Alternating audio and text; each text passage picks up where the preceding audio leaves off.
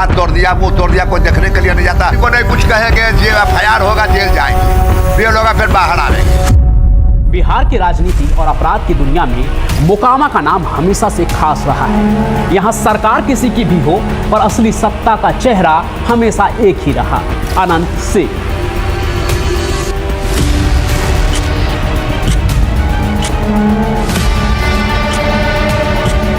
ऐसे पागल बातचीत करते लोग, सन हक गए सिगरेट दे। छोटे सरकार के नाम से मशहूर अनंत सिंह का दबदबा ऐसा है कि यहाँ कोई पार्टी का सिंबल नहीं चलता, बस उनका ही नाम काफी है। उनकी ताकत का अंदाजा इस बात से लगाया जा सकता है कि मुख्यमंत्री नीतीश कुमार तक झुककर प्रणाम करते हुए उनको नजर आते हैं, और वो पिक्चर आज तक वायरल है। लेकिन बिहार की इस जमीन पर जहां हर गली में खून की गंध और गोलियों की गूंज सुनाई देती है, वहां सत्ता का सफर इतना आसान नहीं होता। 22 जनवरी को मोकामा की सड़कों पर फिर वही खून खराबे का खेल शुरू हुआ।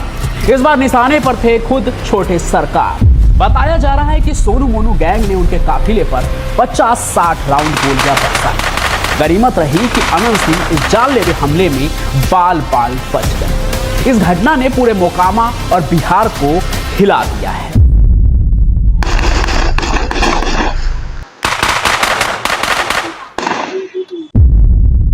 अनंत सिंह के मुताबिक ये घटना उस वक्त की है जब अनंत सिंह एक पंचायत में मध्यस्थता करने पहुंचे थे।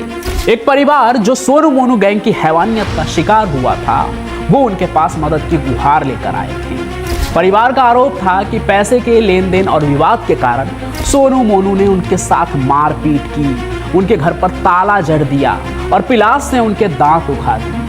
आखिरकार छोटे सरकार खुद मैदान में उतरे और परिवार का घर खुलवाया, उनकी मदद की।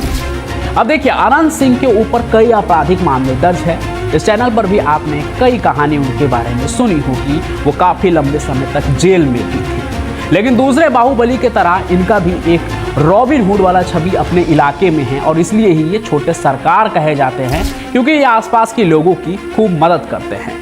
लेकिन इन्हीं मदद के चक्कर में कई बार मामला यहाँ तक पहुँच जाता है कि गोलीबारी भी हो जाती है। तो इस बार भी कुछ ऐसा ही हुआ।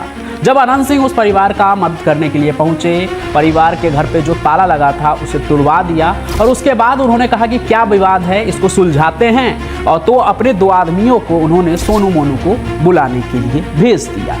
और ये सब कुछ अनंत सिंह खुद कई मीडिया चैनल पर बता रहे हैं। उनके मुताबिक जब उन्होंने अपने आदमियों को सोनू मोनू को बुलाने के लिए भेजा, तो उन लोगों ने यानी कि सोनू मोनू गैंग के तरफ से उनके ऊपर फायरिंग शुरू हो गई। कहा तो यह भी जाता है कि सोनू मोनू कभी अनंत सिंह के लिए ही काम करते थे, अब उनके जानी दुश्मन बन चुके थे। तो जैसे ही अनंत सिंह के लोगों के ऊपर सोनू मोनू के तरफ से गोलियों की बरसात हुई, वैसे ही इन लोगों ने भी अपनी तरफ से जान बचाने के लिए गोली चलाई। हालांकि ये अनंत सिंह का वर्जन है। अब दूसरी तरफ अगर आप सोनू मोनू की बात सुने, उनके पिता की बात सुने जो एडवोकेट भी बताए जा रहे हैं, तो उनका ये दावा है कि गोली पहले पूर्व विधायक बाहुबली अनंत सिंह के तरफ से चली। लेकिन सच्चाई चाहे जो भी हो, इस घटना ने मोकामा के राजनीतिक और अपराध जगत में तनाव पैदा कर दिया है। पुलिस ने इलाके में भारी सुरक्षा बल तैनात कर दी है, लेकिन डर अभी भी लोगों के दिलों में बसा हुआ है। सोनू मोनू जो जलालपुर गांव के ही निवासी है, कभी अनंत सिंह के सबसे वफादार साथी हुआ करते थे। हालांकि बात ये तो कही जाती है, लेकिन ऑन कैमरा इस वक्त मौजूदा वक्त में अनंत सिंह इस बात से इनकार करते हैं कि हमारे साथ कभी भी थे। इस बात से वो पूरे तरीके से इनकार कर रहे हैं। तो जो ये सोनू मोनू हैं, वो 2009 में अपराध की दुनिया में कदम रखते हैं। उन्होंने अनंत सिंह के लिए भी काम करना शुरू किया। छोटे सरकार के नाम की ताकत के आगे पुलिस प्रशासन भी सिर झुकाता था एक समय, और इसी का फायदा उठाकर सोनू मोनू ने भी अपनी पहचान बनाई। लेकिन आगे चलकर वक्त बदला और अनंत सिंह को जेल जाना पड़ा। इसके बाद दोनों भाइयों ने अपनी गैंग बना ली। कहा तो ये भी जाता है कि यूपी के बाहुबली मुख्तार अंसारी के साथ भी वो जुड़े और उनके साथ जुड़कर काम करने लगे, जिस वजह से उनकी ताकत और भी दुगनी हो गई और क्षेत्र में उनका और भी दबदबा बढ़ गया। आज जब अनंत सिंह जेल से बाहर हैं, तो सोनू मोनू को अपना अस्तित्व खतरे में नजर आ रहा है। यही कारण बताया जा रहा है कि यह हमला उनकी तरफ से अनंत सिंह को रास्ते से हटाने की कोशिश हो सकती है। दूसरी तरफ बिहार में विधानसभा चुनाव भी करीब है और अनंत सिंह मैदान में उतरने के लिए फिर से तैयार है। अभी तो फिलहाल उनकी जो पत्नी हैं वो विधायक है, लेकिन आगे फिर से विधायक की रेस में अनंत सिंह ही उतरेंगे। मोकामा की जमीन पर उनके नाम का जलवा बरकरार है और ये हमला उनकी सियासी रणनीति को कमजोर करने की कोशिश भी हो सकती है।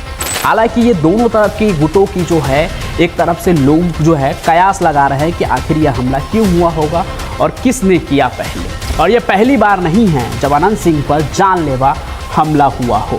उनकी कहानी में मौत के कितने ही किस्से दर्ज हैं।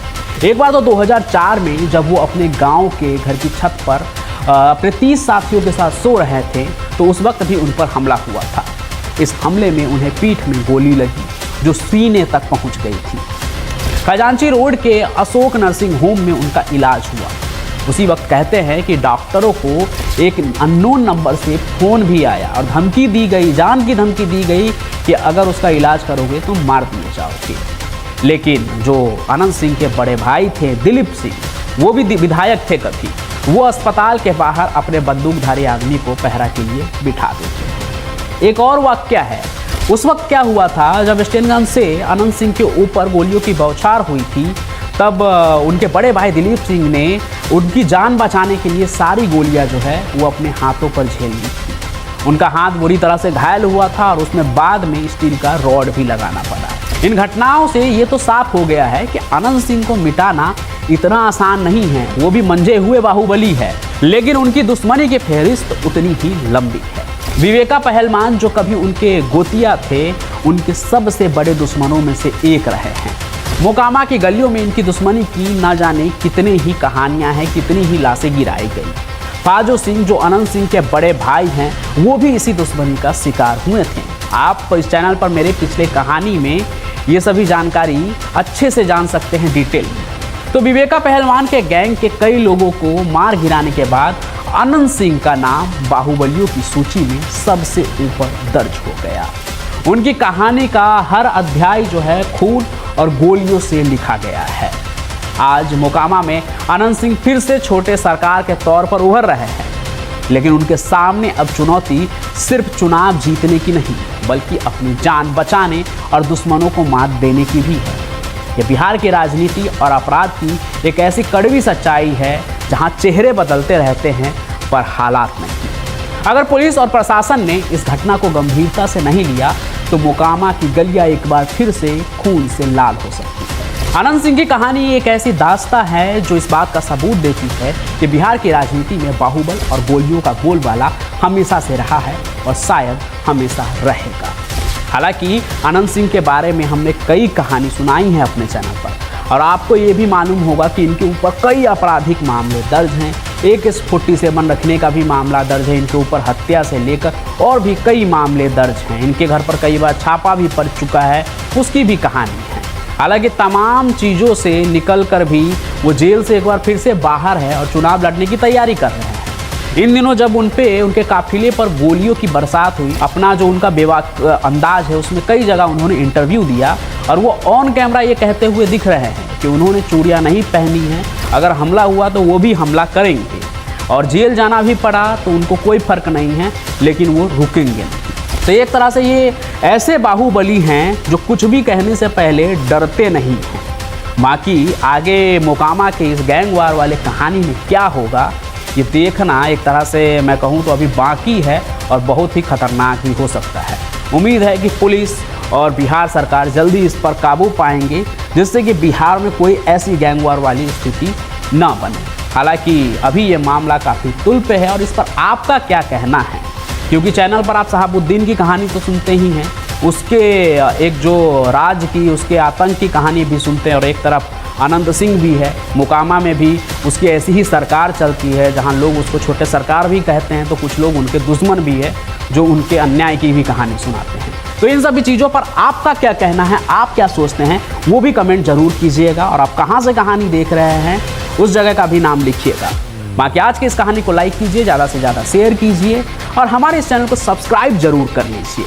मैं पंचम प्रकाश आपसे यूं ही मिलता रहूँगा अपनी कहानियों में, तब तक के लिए आपका बहुत बहुत धन्यवाद।